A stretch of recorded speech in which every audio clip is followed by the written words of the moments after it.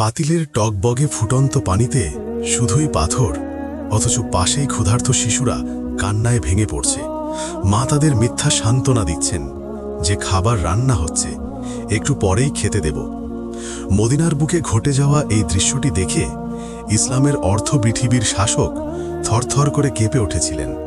তিনি আর কেউ নন, তিনি ছিলেন আমিরুল মুমিনিন ওমর ইবনুল খাত্তাব রাদিয়াল্লাহু আনহু। কি ছিল সেই রাতের পুরো ঘটনা? কেন খলিফা বলেছিলেন হাসরের মাঠে উমরকে এই পাপের বোঝা বইতে হবে? আসসালামু আলাইকুম ওয়া রাহমাতুল্লাহ। ইসলামিক গল্পঘরের নতুন এপিসোডে আপনাকে স্বাগতম। আজকের ভিডিওটি না টেনে শেষ পর্যন্ত দেখার অনুরোধ রইল, কারণ এই একটি ঘটনা আপনার জীবন ও চিন্তাধারাকে বদলে দিতে পারে। চলুন মূল ঘটনায় ফিরে যাই। রাত তখন গভীর, কনকনে শীতের বাতাসে মদিনার পরিবেশ নিস্তব্ধ। সবাই যখন গরম বিছানায় ঘুমে আচ্ছন্ন, তখন মদিনার পথে পথে ঘুরে বেড়াচ্ছেন খলিফা উমর রাদিয়াল্লাহু আনহু এবং তার খাদেম আসলাম। উদ্দেশ্য একটাই, প্রজাদের কেউ কষ্টে আছে কিনা তা স্বচক্ষে দেখা।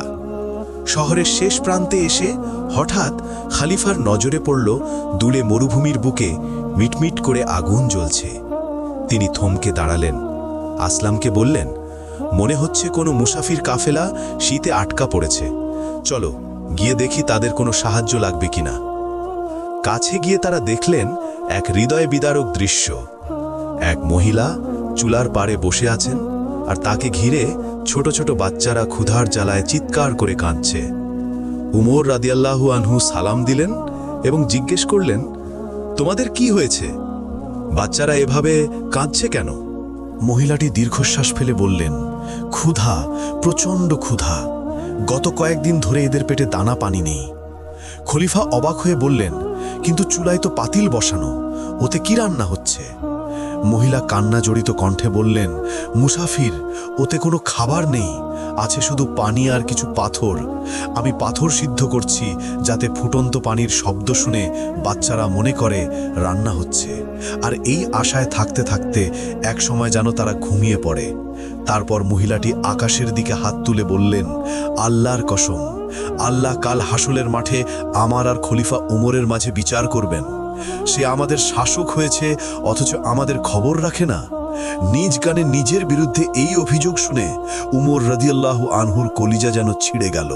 তিনি পরিচয় দিলেন না। তিনি আসলামকে বললেন, চলো আসলাম, জলদি চলো। তিনি ঝড়ের গতিতে ছুটলেন মদিনার বাইতুল মালের দিকে। কোষাঘারে ঢুকে তিনি আটার বস্তা, চর্বির পাত্র এবং কিছু খেজুর বের করলেন। তারপর আসলামকে বললেন, আসলাম, এই বস্তাটি আমার পিঠে তুলে দাও।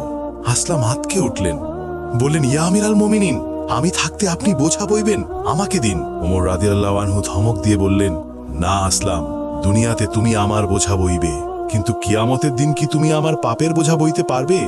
ওই মহিলার অভিশাপ থেকে আমাকে কে বাঁচাবে? খলিফা ওমর রাদিয়াল্লাহু আনহু সেই বৃদ্ধ বয়সে বিশাল আটার বস্তা নিজের পিঠে তুলে নিলেন। তার কপাল বেয়ে ঘাম ঝরছে, শ্বাস ভারী হয়ে আসছে, তবুও তিনি থামছেন না। তার কানে শুধু বাজছে সেই ক্ষুধার্ত শিশুদের কান্না। তাঁবুর কাছে ফিরে তিনি বস্তা নামালেন, নিজেই আটা গুললেন, নিজেই চুলায় ফুঁ দিতে লাগলেন। আগুনের ধোঁয়া তার ঘন দাড়ি ভেদ করে বের হচ্ছিল, কিন্তু তিনি ভ্রুক্ষেপ করলেন না। নিজ হাতে তিনি রুটি আর হালুয়া তৈরি করলেন। খাবার তৈরি হলে তিনি পরম মমতায় বাচ্চাদের প্লেটে খাবার তুলে দিলেন। বাচ্চারা গপ গপ করে খেতে লাগলো। আমিরুল মুমিনিন পাশে বসে এক অপার্থিব তৃপ্তি নিয়ে সেই দৃশ্য দেখতে লাগলেন। মনে হচ্ছিল তিনি যেন নিজের সন্তানদের খাওয়াচ্ছেন। পেট ভরে যাবার পর বাচ্চারা কিছুক্ষণ হাসাহাসি করল, তারপর একে অপরের গায়ে ঢলে পড়ে শান্তিতে ঘুমিয়ে গেল। মহিলাটি কৃতজ্ঞতায় হাত তুলে বললেন, আল্লাহ তোমাকে উত্তম প্রতিদান দিন। আল্লাহর কসম, খলিফা ওমরের চেয়ে তুমিই এই পদের বেশি যোগ্য। উমর রাদিয়াল্লাহু আনহু ম্লান হাসলেন, কিন্তু পরিচয় দিলেন না। তিনি শুধু বললেন, আগামীকাল খলিফার দরবারে এসো, তোমার ব্যবস্থা হবে। ফেরার পথে আসলাম দেখলেন খলিফা একটি পাথরের আড়ালে দাঁড়িয়ে তাঁবুর দিকে তাকিয়ে আছেন। আসলাম বললেন, হুজুর চলুন। উমর রাদিয়াল্লাহু আনহু ফিস ফিস করে বললেন, আসলাম, আমি ওদের কাঁদতে দেখেছি, এখন ওদের হাসতে দেখছি। ওদের মুখে হাসি না দেখে আমি এখান থেকে এক পাও নড়তে পারছিলাম না। এই ছিলেন আমাদের খলিফা, যার ভয়ে বাঘ আর ছাগল এক ঘাটে পানি খেত। সেই তিনিই প্রজাদের ভয়ে রাতের আঁধারে চোখের পানি ফেলতেন। আজকের দিনে এমন শাসক কি আর পাওয়া যাবে? প্রিয় দর্শক, গল্পটি আপনার হৃদয়ে স্পর্শ করে থাকলে একটি লাইক দিন। এমন আরও শিক্ষণীয় ইসলামিক গল্প পেতে আমাদের চ্যানেল ইসলামিক গল্পঘর সাবস্ক্রাইব করে আইকনটি বাজিয়ে দিন। দেখা হবে আগামী ভিডিওতে। আসসালামু আলাইকুম।